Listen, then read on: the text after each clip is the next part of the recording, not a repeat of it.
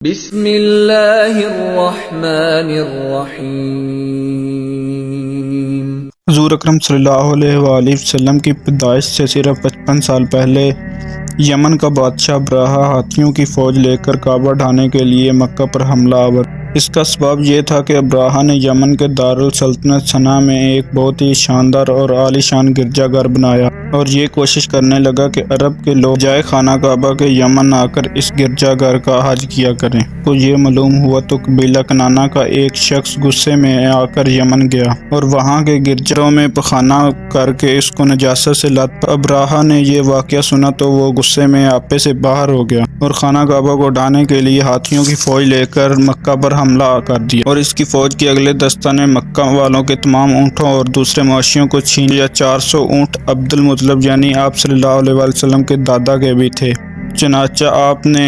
اس معاملے میں گفتگو کرنے کے لیے اس کے لشکر میں تشریف لے گئے۔ ابراہا کو معلوم ہوا کہ قریش کا سردار اس سے ملاقات کرنے کے لیے آیا ہے، تو اس نے آپ کو اپنے خیمے میں بلا لیا، اور جب عبد المطلب کو دیکھا کہ ایک بلند قامت، روبدار اور نہایت ہی حسین و جمیل آدمی ہیں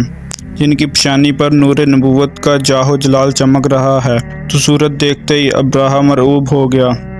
اور بے اختیار تخت شاہی سے اتر کر آپ کی تعظیم و تکریم کے لیے کھڑا ہو گیا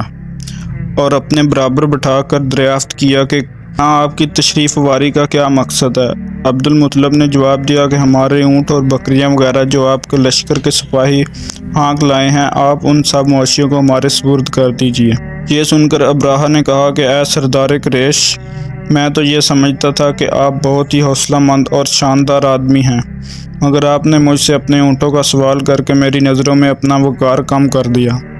اونٹ اور بکری کی حقیقت ہی کیا ہے؟ میں تو آپ کے کعبہ کو توڑ پھوڑ کر برباد کرنے کے لیے آیا ہوں۔ آپ نے اس بارے میں کوئی گفتگو نہیں کی۔ عبد المطلب نے کہا کہ مجھے تو اپنے اونٹوں سے مطلب ہے، کعبہ میرا گھر نہیں ہے بلکہ وہ خدا کا گھر ہے، وہ خود اپنے گھر کو بچا لے گا، مجھے کعبہ کی ذرا بھی فکر نہیں ہے۔ یہ سن کر ابراہا اپنے فلونی لہجہ میں کہنے لگا کہ اے سردار مکہ، سن لیجئے، میں کعبہ کو ڈھا کر اس کی اینٹ سے اینٹ بجا دوں گا اور روئے زمین سے اس کا نام و نشان مٹا دوں گا، کیونکہ مکہ والوں نے میرے گرجا گھر کی بڑی بے حرمتی کی ہے، اس لیے میں اس کا انتقام لینے کے لیے کعبہ کو مسمار کر دینا ضروری سمجھتا ہوں۔ عبد المطلب نے فرمایا کہ پھر آپ جانے اور خدا جانے، میں آپ سے سفارش کرنے والا کون؟ اس گفتگو کے بعد ابراہا نے تمام جانوروں کو واپس کرنے کا حکم دے دیا اور عبد المطلب تمام اونٹوں اور بکریوں کو ساتھ لے کر اپنے گھر چلے آئے اور مکہ والوں سے فرمایا کہ تم لوگ اپنے اپنے مال مویشیوں کو لے کر مکہ سے باہر نکل جاؤ اور پہاڑوں کی چوٹیوں پر چڑھ کر اور دروں میں چھپ کر پناہ لو۔ مکہ والوں سے یہ کہہ کر پھر خود اپنے خاندان کے چند آدمیوں کو ساتھ لے کر خانہ کعبہ میں گئے۔ اے اللہ، بے شک ہر شخص اپنے اپنے گھر کی حفاظت کرتا ہے، لہٰذا تو بھی اپنے گھر کی حفاظت فرما اور سلیب والوں اور سلیب کے جاریوں کے مقابلے میں اپنے عطائے شعروں کی مدد فرما۔ عبد المطلب نے یہ دعا مانگی اور اپنے خاندان والوں کو لے کر پہاڑ کی چوٹی پر چڑھ گئے اور خدا کی قدرت کا جلوہ دیکھنے لگے۔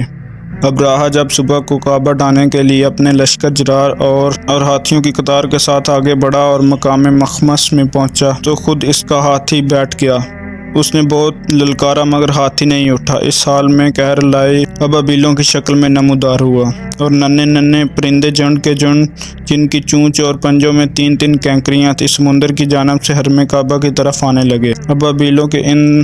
دل بادل لشکروں نے ابراہا کی فوج پر اس زور و شور سے سنگ باری شروع کر دی کہ ان کی آن میں ابراہا کے لشکر اور اس کے ہاتھیوں کے پرچے اٹھ گئے۔ ابابیلوں کی سنگ باری خداوند قہار و جبار کے قہر و غضب کی ایسی مار تھی کہ جب کوئی کینکری کسی فیل سوار کے سر پر پڑتی تو وہ اس آدمی کے بدن کو چیرتی ہوئی ہاتھی کے بدن سے پار ہو جاتی تھی۔ ابراہا کی فوج کا ایک آدمی بھی زندہ نہیں بچا اور سب کے سب ابراہا اور اس کے ہاتھیوں سمیت اس طرح ہلاک برباد ہو گئے کہ ان کے جسموں کی بوٹیاں بوٹیاں ٹکڑے ہو کر زمین پر بکھر گئیں۔ چنانچہ قرآن مجید کی سورۃ فیل میں خداوند نے اس واقعہ کا ذکر کرتے اور ارشاد فرمایا کہ اے محبوب، کیا آپ نے نہ دیکھا کہ آپ کے رب نے ان ہاتھی والوں کا کیا حال کر ڈالا؟ کیا ان کے داؤں کو تباہی میں نہ ڈالا اور ان پر پرندوں کی ٹکڑیاں بھیجیں تاکہ انہیں کینکر کے پتھروں سے ماریں تو انہیں چبائے ہوئے بس جیسا بنا ڈالا۔ جب ابراہا اور اس کے لشکروں کا یہ انجام ہوا تو عبد المطلب پہاڑ سے نیچے اترے اور خدا کا شکر ادا کیا اور ان کی اس کرامت کا دور دور تک چرچا ہو گیا اور تمام اہل عرب ان کو ایک خطا رسید بزرگ کی حیثیت سے قابل احترام سمجھنے لگے۔